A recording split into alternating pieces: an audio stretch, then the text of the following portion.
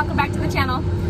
So I'm going to show you today a video of the hail damage. We had a storm about a week ago, and so I go over all of the different parts of the damage and how it affected the different fields where which ones got hit worse, and which ones fared better. So stay tuned for the follow-up video where we're going to show you what we're doing today of cutting. Enjoy!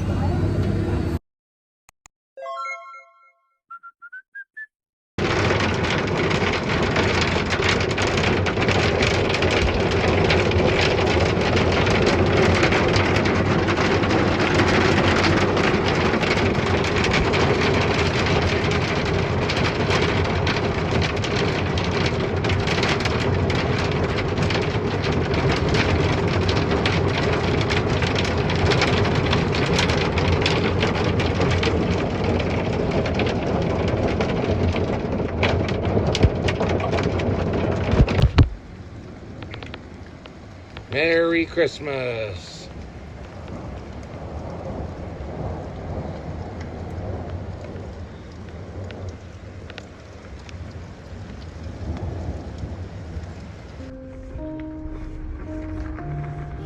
So this is what happens when you get 3 inches of marble size hail. It completely stripped the stems of all their leaves, and everything else in the ground is flat. This was a nice alfalfa grass field with dominantly alfalfa, and it just laid it flat and stripped the leaves completely off of everything. Absolutely amazing.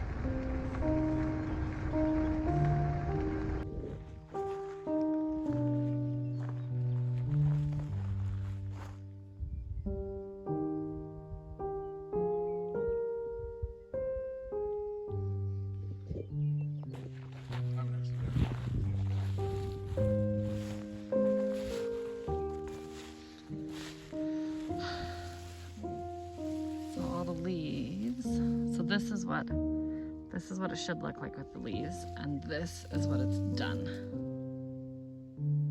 to it.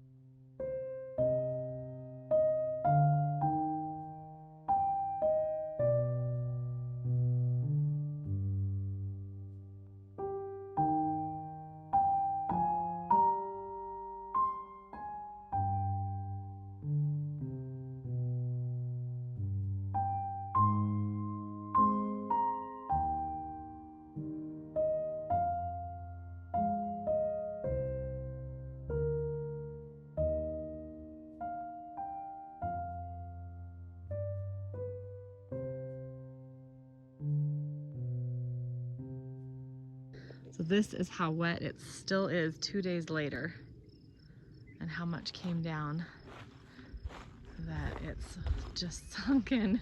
We had to put it in 4-wheel drive to get out without doing too much damage. We hate to make treks like this because it just makes it real bumpy and harder on us and the equipment driving through. But so this is 2 days after the storm, and it's still that wet. We're probably not gonna be able to cut this for about a week, Chris is thinking, so yay! The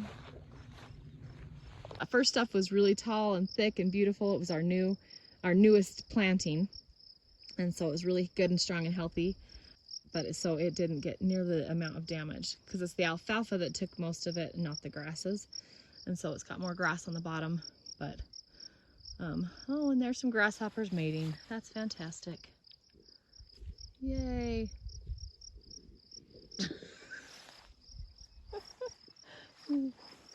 I kill myself some days. So it laid the grass down some. This is usually standing up tall and not laying flat. But the leaf damage, and so you can see how it's just, this is the stem damage that it did, where it just hit it so hard that it's broken these stems. So there's a broken one, there's a broken one, there's a broken one. And then it's of course stripped the leaves some too, but and here's another broken one. So la la la, and these are starting to bloom. So pretty. Okay, so now we are just directly across the road from that last stuff. And see, this didn't have near the damage. The grass isn't laid down. There's a little bit, so it's laying down a little bit right there, but and this is mostly grass with some alfalfa. And so let's walk in here and see. So again, there's a little bit of, I'm totally missing on the camera. So there's a little bit of stem damage where it's knocked them over and broken them. Laying the grass down a bit. And here's a patch of alfalfa. So, but it's not nearly as damaged as that other stuff. So still a little broken. Some leaf damage, but not anything of what that first stuff is. So it's just kind of crazy. So there is that first patch that's heavy alfalfa. And if you go back and watch this is where we did the triticale experiment first, and then we planted in grass and alfalfa seed into the triticale stand. So that's that new stuff that we did about 3 years ago. So that stuff over there got more damage there, but just this, just this far away, 100 feet away. I don't even know if it's 100 feet to here. Again, it has some damage, but it's not nearly it's just crazy how it hits hard and really hard in some places, but because it doesn't have the heavy alfalfa, it did fare a lot better. So it'll take about another week for this field to get dry enough to be able to come in and cut it without sinking down, because it had so much moisture. I mean, so this is 2 days later. Here's an old gopher mound, and you can see just how wet that still is 2 days later even. And because the sprinkler hasn't been on this for a good week to 2 weeks. How long ago was the sprinkler on this right here? 10 days ago. So the sprinkler was here 10 days ago, but with this storm, and it's been 2 days since the storm, but it still has this much ground moisture, because this is how much moisture is still in it 2 days later. That's how much precipitation we got in that one storm. So there we go.